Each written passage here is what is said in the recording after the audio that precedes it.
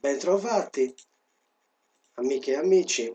Ieri i rappresentanti di istituto della Zappa Pitagora di Iseri, ovvero dell'istituto in cui io insegno, hanno dedicato l'assemblea alla storia sociale sarda, dando particolare attenzione agli avvenimenti del Sardia e della Sardegna del 1794, accompagnata dai suoni allettanti della fisarmonica, la quale ha spinto studenti e studentesse, calicuna professoressa Vurum, calicuna professori, a mettere in atto il ballo sardo con tanto entusiasmo.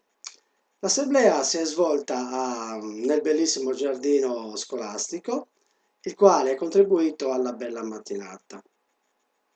A questo punto devo dire che io con molta sorpresa, alcuni giorni fa, sono stato contattato dai rappresentanti dell'istituto, degli studenti appunto, i quali mi hanno invitato a tenere una lezione concernente il tema citato e con piacere ve ne presento una parte, così festeggiamo tutti insieme Sadia de Sardegna, senza critiche e niente.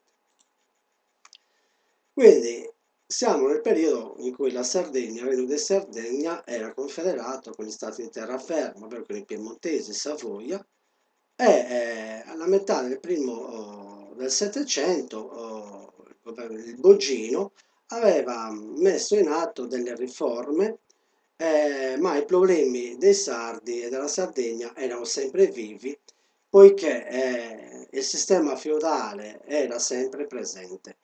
Gli stamenti non venivano più convocati, le relazioni tra i sardi, gli amministratori e burocrati piemontesi erano sempre fredde e diffidenti.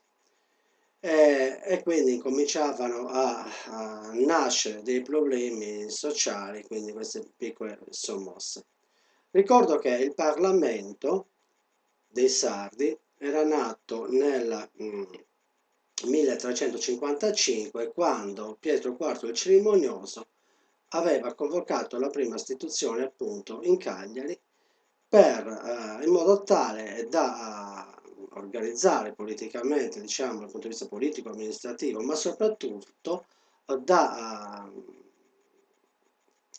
da far sì che venisse elaborato il donativo che il popolo avrebbe dovuto dare al re. Gli stamenti, il Parlamento era composto dagli stamenti, oppure bracci o corti, quindi lo stesso linguaggio.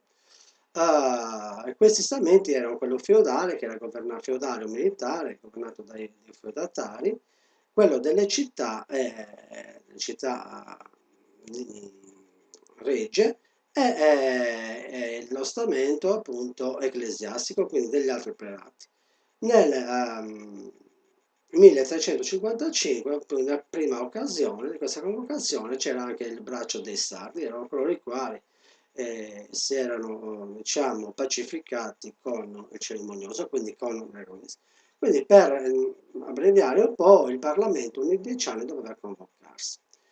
Bene, a questo punto dicevo che dopo queste riforme del Bogino c'erano state delle problematiche e nel 1789 i contadini di alcune ville di Galincuna Bildas, Canton Bildas, si erano rifiutati di pagare i tributi feudali attraverso azioni eclatanti e di conseguenza avevano obbligato San Milizia ad intervenire per riportare l'ordine.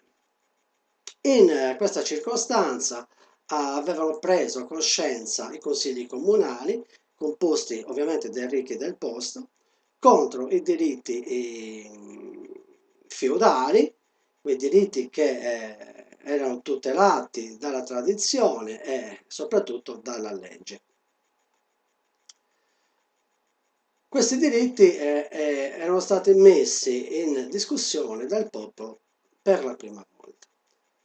Nel 1789 ricordiamo anche che in Francia era scoppiata la grandissima rivoluzione e sembrava che queste idee non toccassero l'isola, ma così non era stato, poiché poco tempo dopo anche i sardi diranno la loro.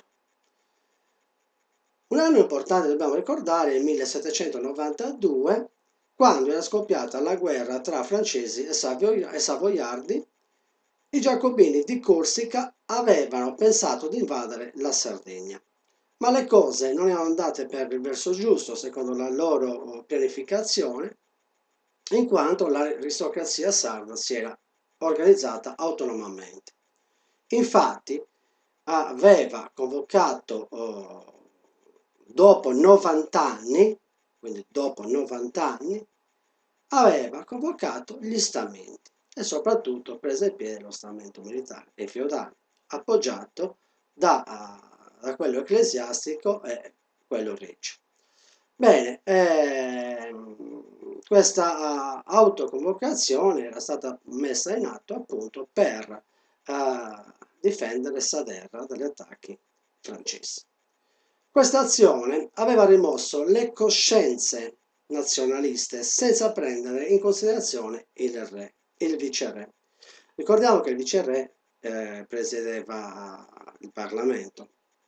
Nel gennaio del 1793 una flotta francese, in seguito alla presa dell'isola di San Pietro e di Sant'Antioco, si era presentata nel Golfo di Cagliari, bombardando la città e facendo sbarcare una truppa, Wadrum, de Sordausu, nella spiaggia di Quarto Sant'Elena.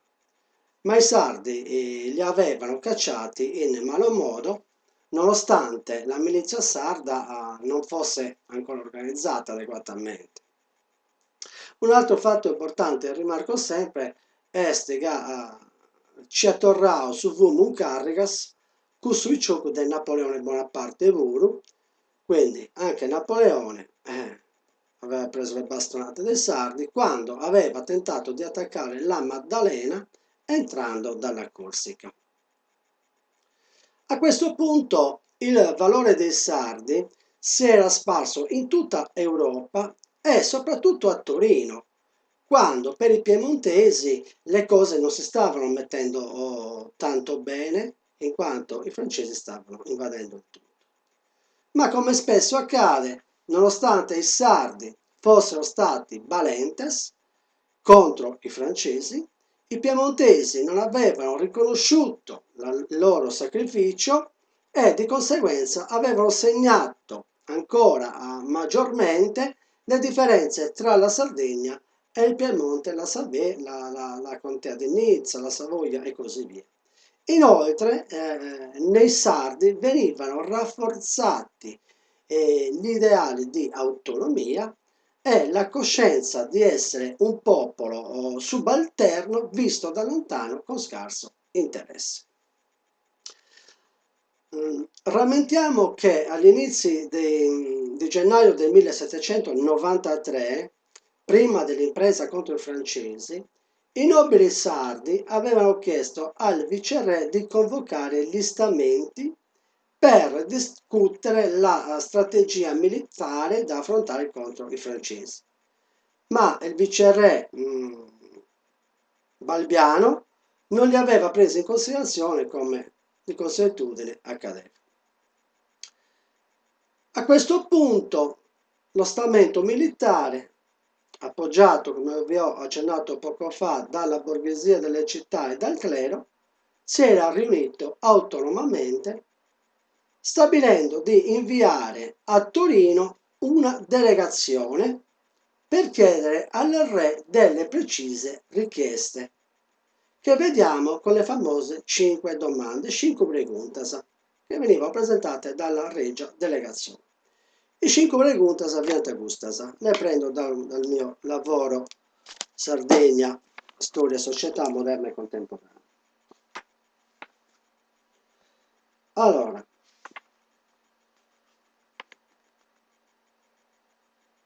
uno. Quindi delle 5 domande la prima era la seguente: che venisse convocato regolarmente il Parlamento per stabilire il donativo e ragionare sugli affari generali come accadeva in passato.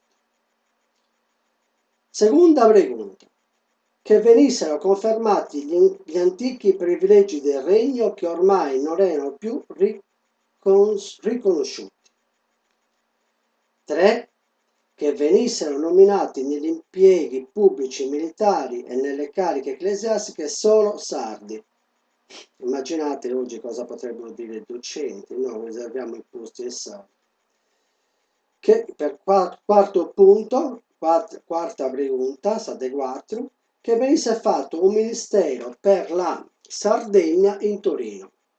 Quindi sarebbe per gli affari regionali, oggi lo chiameremmo. Ultima domanda, che venisse istituito a Cagliari un Consiglio di Stato per verificare la legittimità degli affari, quindi un organo di controllo.